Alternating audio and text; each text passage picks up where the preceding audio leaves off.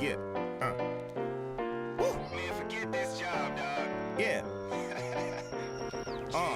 Working this graveyard shift, I hate it. 6 in the morning, I'm off, I made it. When I get home, I'ma make this clear. First thing I'ma drink is a Rainier beer. I ain't no lush, shut up. Hello, it's Adam Morrison. When it comes to top-tier contracting, my go-to choice is McGillivray Environmental. I know a thing or two about excellence, and that's exactly what you'll find with Kip McGillivray and his team. They're not just any contractor, they're the best in Spokane and North Idaho. From start to finish, they ensure your project is completed with the highest quality results. With years of experience and expertise, they handle it all. New construction, meticulous repairs, asphalt paving for residential and commercial properties, excavation, and even environmental remediation. So why wait? Reach out to Kip McGillivray Environmental today by calling 208-556-6384 for your free estimate. Don't forget to mention my name, Adam Morrison, and experience the difference McGillivray Environmental brings to the table. Again, that's 208-556-6384, McGillivray Environmental. My number one choice for all my contracting needs. The podcast intro song is Get Up by Jinx Universe. Listen to his music on Spotify and follow him on social media at I am Jinx Universe. Yeah. Man, forget this job, dog. Yeah. Working this graveyard shift, I hate it. 6 in the morning, I'm off, I made it. When I get home, I'ma make this clear. First thing. Welcome to The Perimeter, Season 4, Episode 17, presented by McGillivray Environmental, Idaho Central Credit Union. Interesting week coming up with a rematch game already against Oregon State with a weird schedule. And then the one everybody's looking forward to down in Moraga, St. Mary's, who's leading the West Coast Conference at 8-0 right now. Obviously a chance for us, if we take care of business, to get a game back within hand from St. Mary's. They played at Wazoo, and it looked like Wazoo was going to pull that one out, and then St. Mary's just does what St. Mary's does and just grind you down, and then all of a sudden you look up and, oh, they won by 5, Absolutely, and it's just, and that's not a knock on them, but they're just a fantastic team of running their stuff. Yeah, Coach Bennett always finds a way to revamp his roster. He got killed in the transfer portal last year. Aiden Mahaney's now at UConn, and then the Jefferson kid went back home, transferred to UNLV, even though he tore his ACL. But remember that big game he had down at St. Mary's where he had 20-8 against us. We really couldn't do anything one-on-one wise. Yeah. But they found the transfer from Arizona. Marcelonis is fantastic, but the kid from Morrison from Arizona, who barely played there, is having a terrific year at 13.5. So my point is, typical St. Mary's, plug and play. And it's funny how he figures it out, man. He's got to get more credit nationally than he does. But I know people don't like St. Mary's, and I get it. But also, if you want to just go off of resources and the type of recruit area, I know it's Walnut Creek, but it's kind of in a weird area as well. It's kind of middle of nowhere. And it's St. Mary's College. Okay. Him being this good this long is pretty remarkable. It is really cool. It is. And so I'm curious to see how the landscape changes, obviously, for them. With us not being the league, you'd think they would dominate the league, but does it also hurt them a little bit? Having chances to get some more big time wins. And so doesn't mean you have to win the tournament. Obviously, he figured out that kind of formula probably 10 years ago. Because remember, every time they'd always be really close, but then they didn't have enough non-conference scheduling issues. So then if they didn't win the tournament, they would most of the time not get in, and they would kind of be crying foul. But it was also hey, your RPI is in the 90s or whatever. When it used to be RPI Ken Palm, same thing. And he finally kind of figured out, okay, I need to play in some of these Thanksgiving tournaments. I need to go play some Pac-12s, if I'm on the road, and kind of did what we did previous to our run. And so, again, it's going to be a fun one down there, but obviously having a chance against Oregon State right away at home is going to be interesting. What was it, 10 days ago we just played them or whatever it was? It's crazy how the scheduling is. We just were doing Corvallis, which is obviously fly to Portland, and then we came back home, and then we flew back down to Portland. Great game for our guys down in Portland. Ben Gregg especially was terrific. 10 for 10. First guy, or one of 9 guys in the WCC that's had a perfect field goal game over 10 makes. 10 makes minimum. Yeah. Really cool for him, obviously, because of it's being his last game at home. Yeah. He's from Clackamas, and I assume it's close to Portland. I think it is. It is, yeah. So really cool. He's been rolling lately. I mean, his last, I think, 5 or 6 games, he's in 15, 16 points a game. He was 5 for 5 in the Santa Clara game, by the way. Mm-hmm. So he's obviously 15 for his last 15. It's pretty good. Last 2 games. That's really good. He's playing terrific, playing with a lot of confidence. Happy for him. Great kid. Love his parents. It's always cool. He always says hi to my son and stuff like that. He's just a good kid. And I'm glad that he's having the senior season that everybody kind of wants. Mm-hmm. And it's kind of funny. I talk about it on the broadcast all the time. He started so bad from 3 that I think some teams look and oh, he's only shooting 24%. And it's kind of helped him out in the last 3-4 weeks of these games. Because he didn't make his first 3 until the Bahamas. Which is crazy because the year before, in previous years, he was a pick and pop guy, space the floor, and a comparable 35% and above 3-point shooter on some not high level volume because he's a big, but enough to where hey, you got to guard him and he stretches the floor. So I think he's getting the benefit of that, and that's not taking anything away from him. But some of these teams just leave him open, and you just kind of laugh, okay, you know, he had a game last year, didn't he have 6 threes and he had 30 or something like that, or you know what I mean? He's had those type of moments. So I thought that was a great game for him. And then obviously we got to talk about the lineup changes. Braden Huff started for the first time in his career, had a solid game. For Graham Ike, that was a disciplinary thing. Graham got that technical and that flagrant foul against Santa Clara when we were up or down 9 and it stretched to 13. I know from experience, Coach Few hates technicals. He doesn't like getting them himself. If you really think he probably can count on one hand in the 20 years he's been a coach, I'm serious. How many technicals he is embarrassed to buy him. He doesn't believe in them.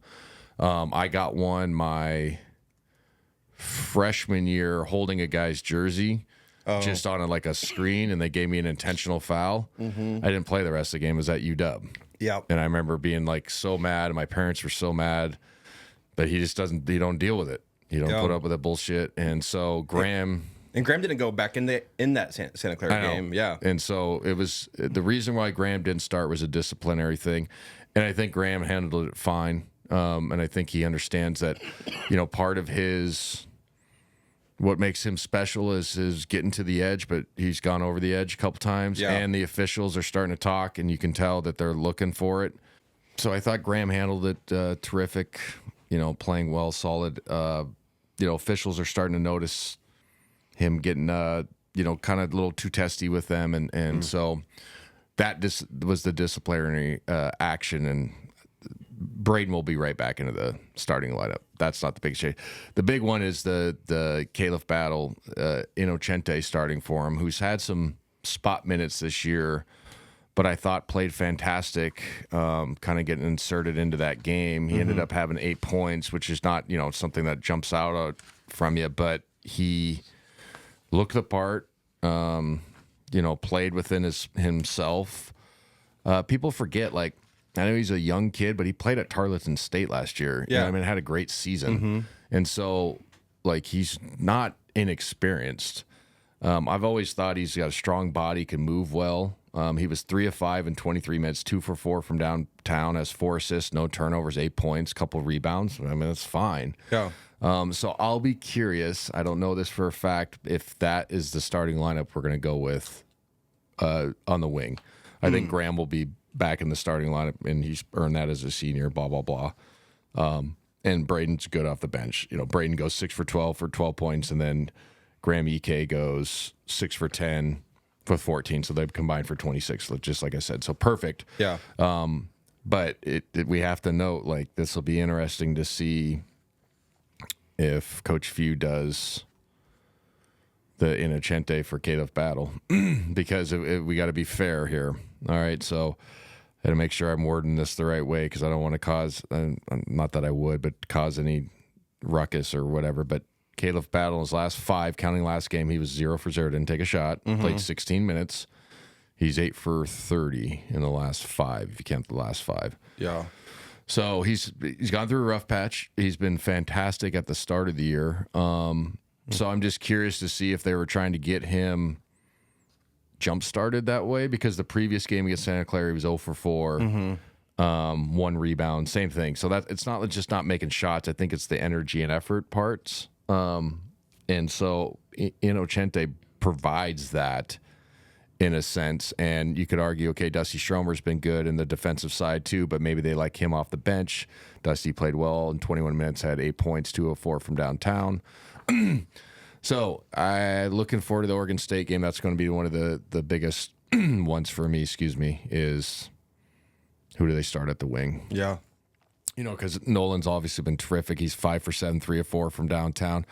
Again, we got to give him credit, man. He's played really good in the last 5-6 games. He's been great. And I keep, I gotta keep reminding people, like, sometimes he gets the raw end of the deal when how people talk about him. And I get it, fans, you have an opinion, all the right, but sometimes you got to give credit, or you got to look at it unbiasedly. And it's like, okay, like, I know sometimes he's had some not great games, but we all have. If you look at, my career, everybody's career, you know what I mean? And it's not the reason why we've lost some of these.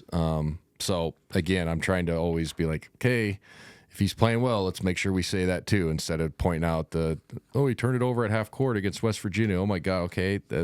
We probably had 15 turnovers that game. Yeah. Right. You know what I'm saying? Missed some free throws, blah, blah, blah. You know what I mean? Go down the line. So he's been playing terrific. Nemhard, I love this line. 2 points, 14 assists, only 1 turnover. He's terrific. I mean, he didn't shoot it much, just, passing the ball. Then we mentioned Ben Gregg, and in less than 20 minutes goes 24, 6 rebounds, 2 assists, no turnovers, 1 steal, 10 for 10 from the field, and 4 for 4 from downtown. So one of only 9 players in WCC history with a perfect game, 10-plus field goal attempts. So it's a pretty cool thing. That's really cool. I was hoping they left him in a little bit longer. Yeah. But I think after he made his 10th, there was a couple plays where he, like, didn't take another one. I was like, I kind of get that. Like, heck yeah, you know what I mean? Like, unless you're wide ass open and you got to take it, like, let's get the 10 for 10 and because that's like, when it is a minimum 10 for it to actually count. You have to to make 10 shots. Exactly. So it's a pretty cool stat. And like I said, he's been terrific, man. If you look at Oregon State, he was terrific at that corner 3. Obviously Santa Clara, he helped, spur that little mini comeback. He was 5 for 5 in that game. And then obviously this 10 for 10. So he's really been on a tear the last half of his last season here. And then we got a note too. Michael Jai was terrific in that game, and hopefully this is a jump start for him to start playing better. 7 of 10, made a 3, hasn't made a 3 in forever, and that's not a knock, but he just hasn't. And he has 8 rebounds, 20 points. If he can fly around and just be a guy that's a junkyard dog around the rim, tip-ins, fly around defensively, he'd be perfect. And so I think if he can get to that mode, he'll contribute more. Not that he hasn't, but he'll contribute more this season. So it was nice to see him play well. So overall, we played terrific. We go 63% from the field, 12 of 22 from downtown, which is great. We hold them to 34% overall. Yikes. 7 of 24 from 3. Win the rebounding battle, +8. We have, I think, a school record, 31 assists, only 7 turnovers. Yeah. So I gotta be fair when we look at these numbers, though. Portland's not very good. Was it a perfect time to kind of have Portland on the schedule? Yes, after a bye. Our defensive, quote-unquote, woes or whatever solved partially. We were much better flying around. You could tell, our radio spot this time was like literally right next to our bench, and I love when it's like that because then I get a feel for what they're trying to accomplish, and then it's easy to storytell, because obviously it's radio. And there was a concerted effort talking, flying around, and so obviously that was hammered into the fellas' brains that whole week, right, leading up, because we had the Thursday off. So it's the real tests are coming up with Oregon State and St. Mary's, and Oregon State killed us offensively. They shot almost 60%. We had 19 more field goal attempts, and they still outscored. Blah blah blah. So like the defensive test is coming. But is it a great step forward? Absolutely. Yeah. And like I said, I'll be curious. This is the question for me is, do we leave Innocente in the lineup or do we bring Caliph back, who's had great runs this year? But are we at a spot where, we got to look at the defensive end more than the offensive end? And I think, Innocente is known for that. And that's how they've kind of played him in his role. Yeah. So I have no idea. And I was kind of curious because I heard about they might do that. The starting lineup changed a couple nights before. I heard it from a birdie that, that told me, and I was like, oh, okay, that'd be interesting. Obviously, I'm not going to say it on the air before a game, so it doesn't maybe mess up their, scout or whatever. You know what I'm saying? It's just not the right place. And so I knew, and I was looking.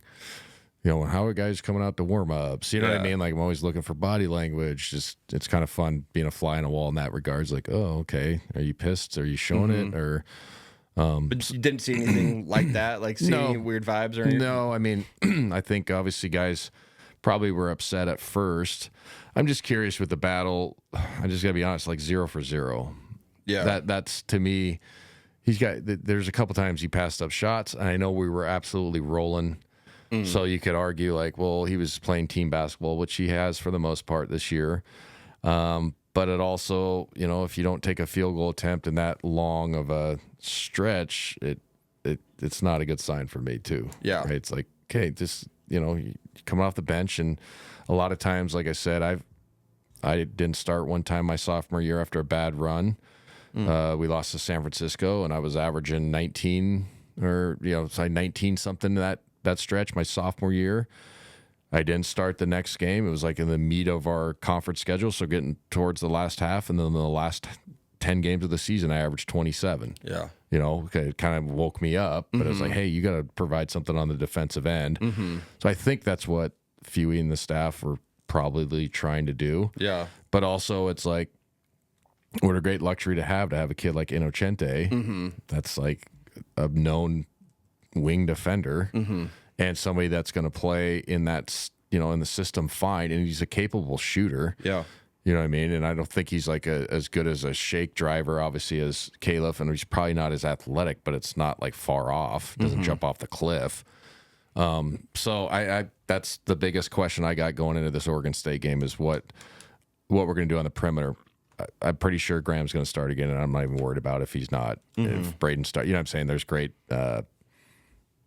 synchronicity or whatever you want to call it with those two. So it's either or is going to be fine. But I think Graham's was just a simple disciplinary thing, and I think it's probably one where he's like, "Yep, okay." You know what I mean? When some, he gets like, it. I get it. Yeah. Yep, okay. Won't happen again. I'll go stand in the corner. Put my nose on the gum that I just chewed when you told me not to. Right? You know what I mean? Like sometimes you just like, okay, I'll go stand in the corner. So great get back game. We needed that. A lot of guys played terrific. Like I mentioned, Ben Gregg, Michael Jai sticks out. Obviously, Ryan Nemhard, 14 assists is great. But it is Portland. Yeah. So you always have to, it's an asterisk a little bit. Totally. But was the vibes good and the energy? Yeah, absolutely. So, I mean, I'm not taking anything away. But the real test is coming this week in Oregon State, who's played solid after us. The Perimeter will be right back after a word from our sponsor.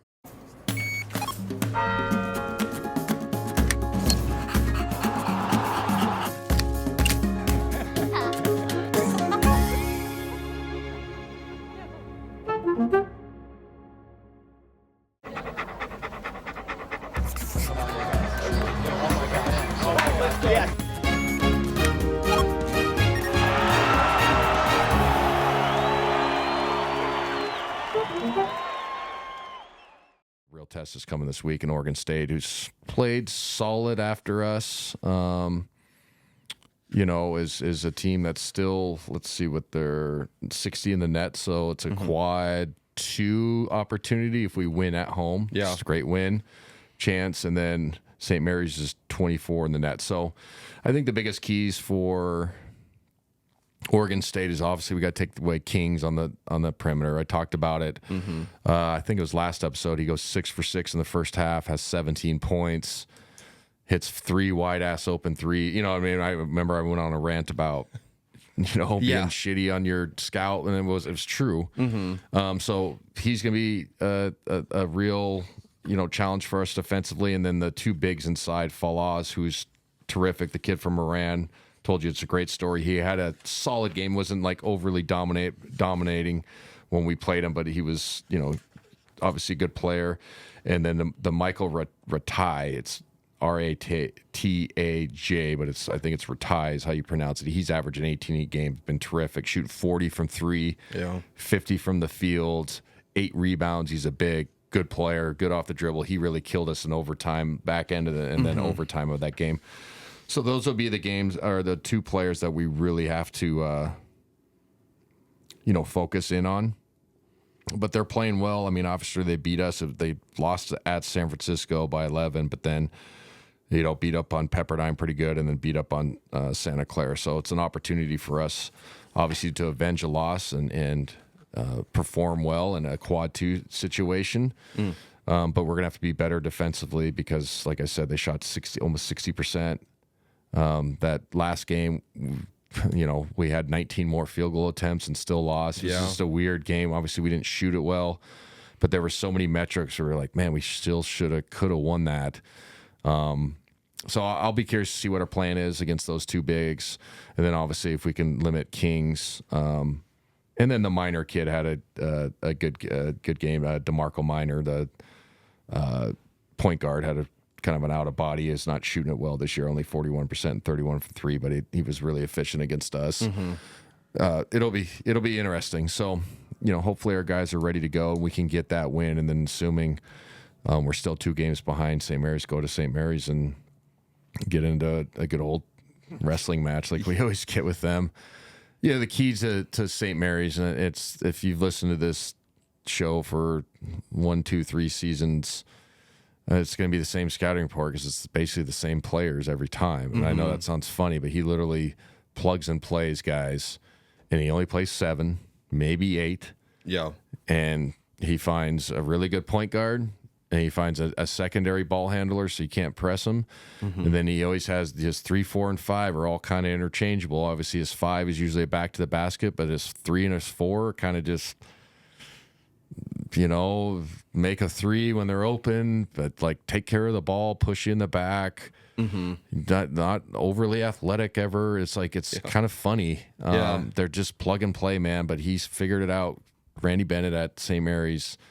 And they're having a terrific year. What's their record? They're obviously 6-0 in conference, and then they're 18-3 or 8-0 in conference. Excuse me, 18-3 overall. The losses to UT San Antonio, and then Boise State got them. Good job, Leon Rice, and then Utah State got them.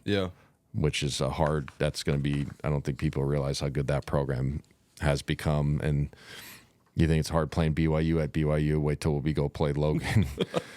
No kidding. That's a good point. It's a different animal. I was going to say they beat UTSA. They lost to Arizona State. Is that what it is? Oh, yeah, my bad. Yeah, it was win. Okay, yeah, I had it flipped. Yeah, Arizona State got them by 4. Excuse me. Yeah. But anyway, terrific team. Play in the mid 70s is what they want to score. Holding teams to 61. They're scoring 76. They're shooting it at pretty good clip, a decent 46, and then 34 from 3, but don't take a ton of them. Yeah. But hold teams to 40% and then 31 overall from 3, and then they're plus 11. Plus 11 on the glass, and that's where it's a total toughness game. It's a total who can get their kind of style going first. We've had some success down there if we play fast, but also if you play fast and play into taking shitty shots and early in the clock, they'll come back and grind it down on you. You know what I mean? Yeah. And so it like really hurts. And it's a tough place to play. It's like one of the last, how do I say this right? It's one of the last like real vitriol places to play, which is I love. I think it's awesome. But like, Oregon State was sold out. I think Wazoo will be like what I'm about to describe, but they're pretty offensive and They're saying stuff just walks the line of being offensive, and I think it's awesome. Like the students, the student section, the student section, and that's I think there's obviously some obvious stuff you don't want to be saying and shouldn't be allowed, but like you can make fun of somebody's like girlfriend or whatever, and like or how they look, in the proper way. You get what I'm saying? But like sometimes you get to these crowds and you can tell the fans don't go to a lot of games or they just do like baseline cheers, and it's like there should be this not home court should be like where you like kind of turn around and look and like, did you really just say that? I remember watching a story. It must have been like around the time when you were playing, but that the Kennel Club used to like actually like print out like facts about players so that they would like pass it around. Yeah. Like, do teams still fans still do that? Are they even allowed to? I think at some places, maybe like the SEC and stuff like that, they do. Yeah. But also there's code of conduct, which I totally get. Yeah. It's university and people take shit too far. Yeah. But like there was, they always knew like who your girlfriend was, your parents' names. What else? Like there was an incident when I think my sophomore year, and there was a picture of two St. Mary's players that were pretending that they were kissing each other just as a joke, and it somehow got onto a large poster. And it was, and they were holding it up. So, highly inappropriate, right? You know what I mean? And highly like shouldn't be allowed, but you're also like that's what it was. Yeah. So going down to St. Mary's, it is fun just because you get that minor. It's like, oh, this could be offensive, but I you know what I mean? Yeah. It's just I mean it in the right way. It's a good old fashioned. We hate you. We don't care if if something may be inappropriate. So looking forward to it. It's always a fun atmosphere. They do a good job of their presentation's cool down there and actually, the people are really nice. And when I'm walking around, because it's a small place, so I have to walk like, when the halftime, I'm walking, like going to the bathroom with everybody else, and nobody's really an asshole. They're, oh, hey, how you doing? Love watching you, hate you, but love you. You know what I mean? Like, it's cool. It's like, I hate you guys too, but respectable. Being respectable. So looking forward to that one. It's a great opportunity. Like I said, if we can take care of Oregon State, that would be a definite quad one win on the road down there. So there's a lot of opportunity for us to kind of build some resume stuff. We talked about it last, would you say 7 out of the next 10 games or something like that, or quad 1 or quad 2 ops. So, when people are feeling down in the doldrums like a little bit on their scheduling or what's remaining, is like we still have a lot of resume type opportunities. And I think the Portland game was a good sign for us to play with a little bit of fire, a little bit of edge. And hopefully that continues. But great opportunity right away against Oregon State. If we play scouting report better, I think personnel we're obviously better than that team. And if we can take away some of their guys, kind of easy stuff that they got early, like Kings, like I can't mention the minor kid, hit some tough pull-ups, but if we can limit him to not scoring 15, 16 like he did the first time, we'll be fine. But it should be a fun one. We got some listener questions. We do. The first one I got is from eWall24 off Instagram, and the question is, why isn't Gonzaga dominating in the WCC like years past? Okay, so it's multifaceted. Obviously, the league's better overall. Adding Wazoo and Oregon State, that's a great add for the conference. If we weren't leaving for the Pac-12, having them and then Grand Canyon would have really been a great add too, but they bailed, and then obviously we're going to the Pac-12 in 2 seasons. Then I think the transfer portals help some of these schools, in good and bad ways, but mostly good for them to kind of revamp and have a chance to get good real quick or competitive. I mean, is what I'm trying to say. But also like, I think we're what's the term? Something of your own success, like a prisoner of your own success. Yes. That's part of it too. Yeah. Like, let's just remember last year we finished second, not terrible. Then we lost in the championship game, very good, and we still made the tournament.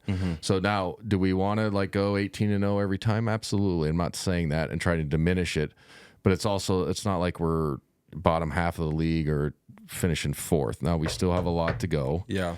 But if you finish in the top 2 regular season, you get that bye, and that's really all that matters. Besides just putting up a banner that says regular season West Coast Conference champions, it doesn't matter unless you win the tournament. Yeah, in my opinion. So yeah, I think it's a fair question, but I don't think we're like dominating is a, you know, do we want the Corey Kispert days where they were going 18-0, win by 35? The content would suck. Yeah. You know what I mean? Like, we'd be talking about other stuff because it'd be like, what do we talk about? So I think the league's just gotten better, and they've done a good job of being more competitive. No, I think. I mean, I honestly, I wish I knew the history of like how many times we've had this many games in the WCC where they've been quad 1, quad 2s. I know that's kind of a new metric, but it's good for the team. Like, you want to play competitive games. You don't want to have 10 Portland games. Yeah, no, you're 100% right, and it's one of those you can't please everybody type of deal too. Because I mean, remember when we first started this deal, and probably the season 2, like, why is every game a blowout? You know what I mean? And then how come it's dead in the kennels? Like, well, because every game is a blowout. Now it's not. Why the hell are we not blowing everybody out? You know, you're just like, well, shit. I was going to say, when at that Santa Clara game, it's unfortunate how it ended, but at one point in that game, I never heard the kennel that loud at the end. Oh, at the end, when we were going. In the beginning, when we were losing, it was quiet. Well, but my point is, like, when we're down 9 with 6 minutes to go, that's when we got to be chanting like defense and stuff like that. Anyway, no, I totally agree. It's the kennel as a whole issue with the fans and with the season ticket holders and the kennel club. Like, but it's kind of a fun little banter between the two sometimes. Yeah, I think the Kennel Club have just gotten better, because there was a lull there like 5 years ago where it really wasn't that good. Yeah, and it was like really silent in there. Then I think they've done a better job of trying to interact with the kids more, and I've gone on rants about it. I think in probably season 2, I'm like, it's a different generation, man. There's more quote unquote to do. Yeah, there's more interest. So like, yes, when we were kids, we went to games to get out of the house. They don't see it like that as much anymore. Yeah. But also, at the flip side, you know, you got to make it more fun for them, for kids. And it's just the reality. You can either be get off my lawn, and to our credit, our staff, you know, like game management staff and like AD, like they listened to that and made it better for them. You know what I mean? And so the engagement in the last 2-3 years has been way better. I would say, because it was bad. Remember that? Like 5 years ago, it was terrible. Yeah, I didn't go to as many games back then, but it was terrible. But it was terrible. Yeah, it was like noticeably like there's no interaction with the crowd. Our MCs, you know, has done a good job. You know what I mean? Like the games are different. It's like, okay, good job. So they listened, and that's credit to them. But at first it was like, well, why? They're just kids and they think they're too cool. It's like, it doesn't matter. They're your customer. Yeah. So you have to, you know, kind of adjust to it. And kids are different now, man. Yeah. So anyway, I still wish they do replays. That more drives me nuts. And it sucks for us telling the story. Yeah. Oh, totally. So what Brendan's referencing is, like, on the air, you know, that was a close call, and then we're waiting for a fucking replay, and they don't have one on the top. And then you always show the replay that goes against Gonzaga. That's how you get the crowd involved too. Yeah. You know what I mean? If it's a close call, like a clean block, and they call foul on Gonzaga, show the replay, then everybody boo. Like, that's the fun part of, like, yelling at an official. Totally. And it drives me insane. And then we can't tell the story, you know, on the radio, and that's annoying too. So like, I think we're going to start putting up a monitor and stuff, but even that, I don't know, man. I get that. Don't get me started. You shouldn't have said that. I'm sorry. It's all right, because I get really pissed on air, and I'm just like, we're in our own building. We don't get a bleeping replay. Yeah. And it's supposed to help you. Yes. Anyway, so what do we got next? Next question we have is The Perimeter. We'll be right back after a word from our sponsor.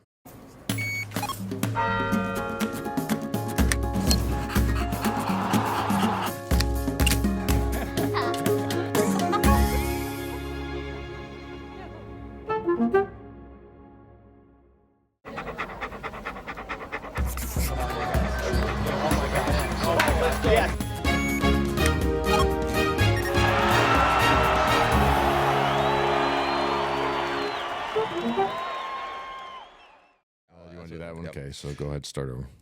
Next question we have is from Ness Danny off Instagram. What changes in the defensive end did you see that were effective against Portland? Oh, well, I think the communication was terrific. Obviously, having Inocente out there was a different look defensively. So I think our problems weren't really scheme. They were kind of just want to do it. And not saying these guys are lazy, but like they got, a couple lulls 2 games in a row and got killed on it. You have to want to as a group, not the coach just telling you to do it just to do it, as a collective group to execute the scheme and the game plan. And that's just the reality. All the good teams I've ever been on, it's more player-led than coach-led. Obviously, they're going to lead you as far as, okay, this is the thing, but also, hey, you're not executing the game plan. What the blank? Like, for real, that's how it should be as players. Like, what the hell are you doing? We're supposed to go over the top on the screen. Why are you messing up the coverage? Get this guy out of here. You know what I mean? Like, and that's how. And I think our group probably had a come to Jesus type of moment in practice this whole week, and it just looked better. So again, Portland's not the greatest example to use, but just the communication effort, flying around, fist pumping, all that stuff matters, man. It's a collective feel good thing. It looked way better, so hopefully it continues. Yeah. Next question is from Darren Olson. Are the Zags at win the conference or bust time and then no shot at an at-large bid? It's a really good question. If the season stopped now and we're, 15-6, right? We're 13 in the Ken Palm, unranked, but 13 in the Ken Palm's got to mean something. Yeah. So I think we'd make it. So I think that has to have some what-ifs in that. If we lost 3 more conference games, then yes, we probably have to win the conference tournament. Like maybe. But if we won out and let's say like it happened last year and then we lost in the conference championship, I think we're in because our PI or Ken Palm is good enough. So I don't know. I can't answer that completely right now. I don't think it's scary time because remember last year when we were 15-5, everybody lost their minds. And then we won't beat Kentucky. And then we go beat Kentucky. So anyway, I can't answer that logically is how I'm trying to say it because I think there's too many like what ifs. Yeah. Right. A stat I just pulled is in 2024, St. John's was the highest ranked team not to make the NCAA men's basketball tournament based on Ken Palm rankings with a ranking of 26. Okay. So then it is possible. Yeah. Right. That makes sense. Yeah. So yeah, I mean, going off of that, then if we slipped and let's say we get to the mid 20s and we don't win the conference tournament, so yeah, it's possible. Yeah, it's possible. Yeah. But if I think as long as we can keep that Ken Palm up and win some games and win some of these quad 1, quad 2s, we'll be fine. Yes. But again, that's a what if. It's a what if, right? Yeah. So what do we got? It's from Pam Claire. Is KB having trouble playing Zag style where they share more? I don't think so because he was terrific at the start of the year. Had some big time games. I mean, the UConn game comes to mind. Baylor, he was terrific. He had those 3 threes in a row. He's had some other 20-point games. I just think he's going through a slump. Yeah. And that happens to most great players. So I think if he can just see some shots go in and get himself going, he'll be fine. I don't think it's a selfish thing or anything that nature that guys are freezing them out or anything like that. But also, if you're struggling from the field, you got to be able to score in other ways. It's not just taking threes. So I think if he can drive and get some easy ones and see him go in or get to the foul line, that stuff helps. But I don't think it's because of lack of ball movement or anything like that. And that's my honest take, right? And has he had a bad stretch? Yeah, they all do, right? And most players do, right? Yeah. I mean, it's just, I think what would be fair is the staff's probably saying, okay, you go 0 for 4, that's going to happen, and but we need some effort defensively, and we need to go get 6 rebounds or something like that. So I think that's kind of why maybe he didn't start. I don't think it's just the shooting, because like I said, he's had some in the non-conference. He was terrific for us, and we were like, holy shit, we're glad we have him. He's the only guy who can turn a corner for some of those games. And that's not true, but at the time, right? So I think he's going to be fine, and we'll figure it out, and hopefully he does. But also the beauty of this roster and everybody keeps saying we're one of the most talented groups, which is mostly true, is you have a guy like Inocente, then you have, Dusty Stromer can play more minutes, and Nolan's been terrific. You know what I'm saying? So, like, if he's not rolling, it's not the end of the world. Yeah. So I think that's a fair question, but I don't think that's the case. Yeah. Do you want to talk about the LMU ticket giveaway? Yeah, we got one more week for the LMU ticket giveaway. All you got to do is get on to, we actually have a website now, theperimeterpodcast.com. You can go there. It takes you right to the email and phone sign up. And yeah, just leave your name, number, email, and we're going to start sending out those alerts next week. And we'll announce the winner on this podcast Monday. Next week, yeah. Next week. Awesome. I think it's terrific. Again, shout out to McGillivray Environmental for making that happen. Kip. Idaho Central Credit Union has been terrific for a sponsor for us as well. I think it's great that we can engage with fans. We'll try to do the same thing next year. I think it's a good thing to do. We love our fan group. We have a nice following. I think people understand, kind of how we understand how there's a lot of choices in podcasting and stuff like that. So we appreciate it. It's helped us continue to do this. Yeah. You know what I mean? And we're generally happy to give back and give somebody an opportunity to go to a game, because I know that's what it's all about. But it's hard to make podcasts survive now. It is. That's part of it. That's what we're trying to say. So thank you for continuing to listen, and we appreciate the questions and honest feedback. Yes. Because I know we were, remember the first couple seasons were interview heavy. We had to switch from that because how many interviews can you do? Right. But we'll still do more interviews at the end of the season. Yeah. Once the guys are done, I'll probably get like a Ben Gregg on and maybe a Nemhard, things of that nature, because I think people like to hear those stories and stuff. Absolutely. But we like the feedback as well. We do. Yeah. Just keep on sending us DMs and asking questions. It really does help us figure out what we're going to talk about in the shows. And with that said, the Inlander has their annual best of awards and they have a category best of podcasts. And if you could go on inlander.com, vote for us, that would really help us as well. Did we win it one year? We won it in best new one or something like that. 2021, I believe. Yeah, cool. And that was really cool. Yeah. Go on and vote for us, please. And like I said, we appreciate everybody. We appreciate our sponsors, McGillivray Environmental, Idaho Central Credit Union. Hopefully, if it's a 2-0 week, we're talking about a great St. Mary's win and obviously an Oregon State one, but we'll be back next week. Tune in. Yeah. Working this graveyard shift, I hate it. 6 in the morning, I'm off, I made it. When I get home, I'ma make this clear. First thing I'ma drink is a Rainier beer. I ain't no lush, shut up, hush. This is how I zone out. I'ma take this check, put it on me. I'm a much better boss than an employee. Just cause you got time, don't waste time. It's about time, feel the sunshine. You got time, but don't waste time. It's go time. Get up, get up, get down. The time's right now, now. Turn up, turn down. I don't even know how. Yes, sir, I'm on 100 down. Mess around and find out. Get up, get up, get up, get up.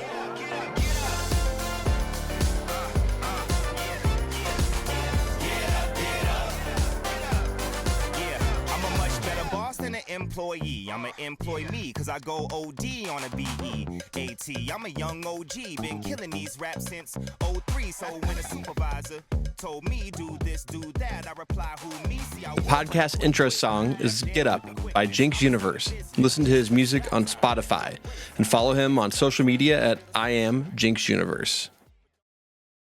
Produced locally in Spokane, Washington at Spocast.